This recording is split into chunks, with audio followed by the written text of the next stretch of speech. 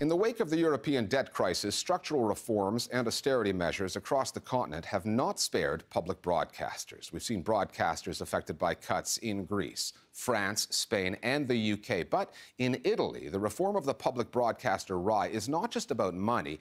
It is first and foremost about politics. With almost 2,000 journalists, 11 newsrooms, sister channels competing against one another when cooperating would save money, no one in Italy would argue that RAI is perfect and doesn't require some kind of reform. A bill that would modernize the network's structure and its spending has been put before Parliament. Prime Minister Matteo Renzi says he wants to free RAI from the interference of the political parties that have controlled the broadcaster for decades. But the opposition is beyond skeptical and sees a government mouthpiece in the making. The Listening Post's Paolo Ganino now from Rome on the broadcaster Italians call Mamma RAI and the plans to reform it.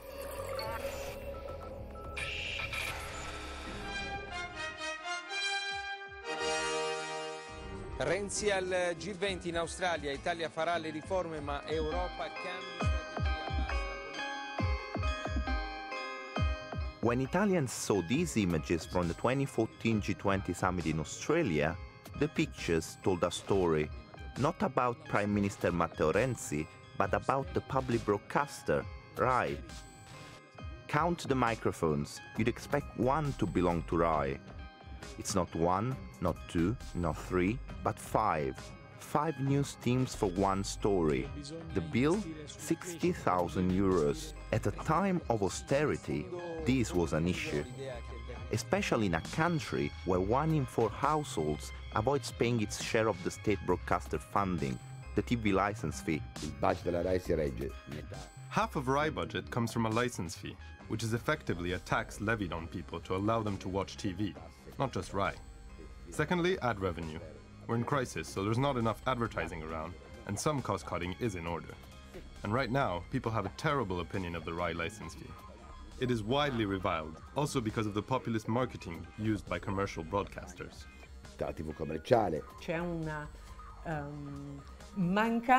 There's such an utter disconnect between the people and the state, and this is linked to a general view that news reporting is never really going to be objective. There's something quite particular about RAI.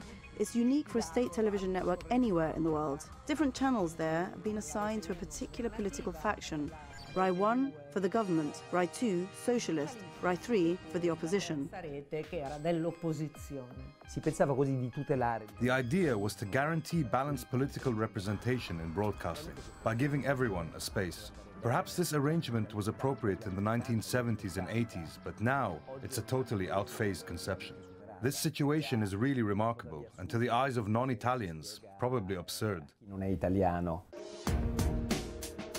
According to the bill proposed by the government, RAI would remain under the control of Parliament, but the board of directors would be slimmed down and lose most of its powers to a CEO appointed by the government itself.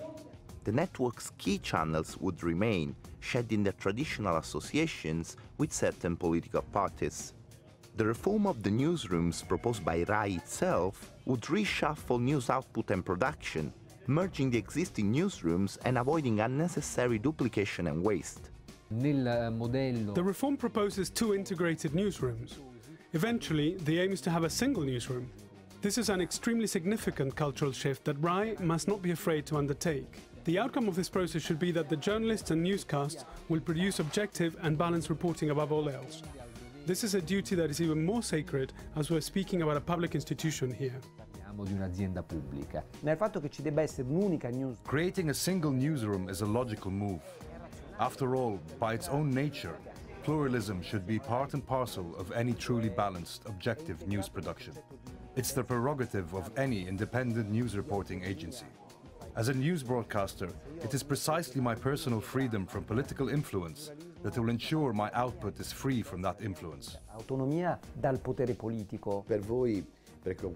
I know that for you, for people who don't live in Italy, all this must seem somewhat surreal, but it is simple. Everything stems from history. In Italy, it became clear that there was no such thing as objectivity, no such thing as truth. For us, there's only critical analysis. There can only ever be viewpoints, interpretations.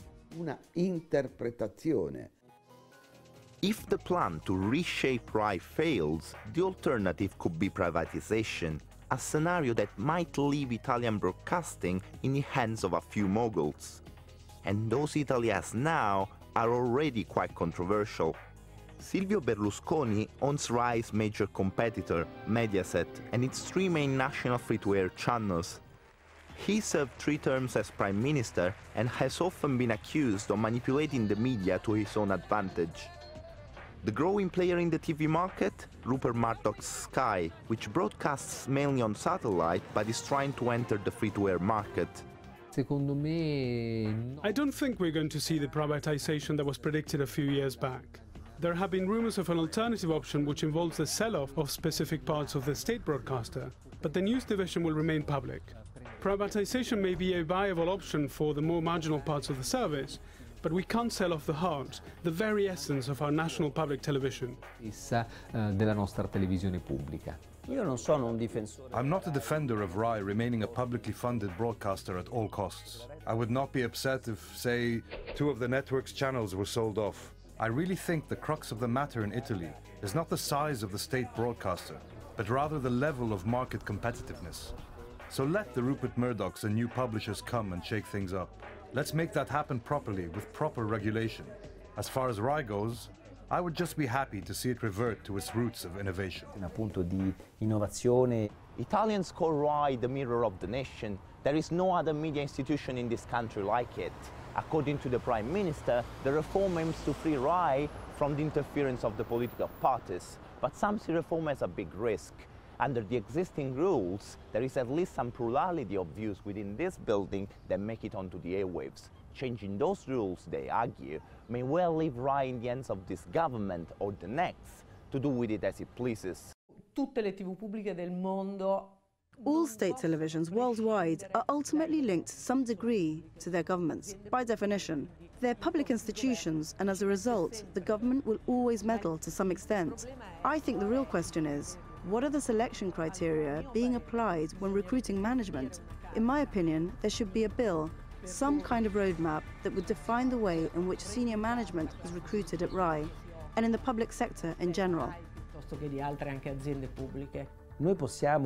We could, as Prime Minister Renzi would like, hand over the management of RAI to a government-appointed CEO who would have overall power and would run the company as a private business. But who would this CEO be? What sort of qualifications would this person need in order to fulfill such a role? That's where the real issue lies. In terms of giving RAI over to the care of a truly qualified professional or keeping it under the influence of the government. I can tell you this much. Things are going to be lively in Italy this summer. Broadcast media have become essentially the spoils of the free market wars. They have enormous value, not only in terms of revenue, but as instruments of propaganda, as purveyors of lifestyle and cultural capital. So in this context, Italy is undergoing a new beginning, establishing new foundations. The reforms could bring RAI closer to its original mission, serving the public, focusing on objective reporting, quality production and cost efficiency to regain the trust of Italians. But implementing these reforms is not going to be easy, with the government, the political parties and the competition all ready to have their say on the future of Italy's state broadcaster. More voices on the download now on the future of RAI on the Italian airwaves.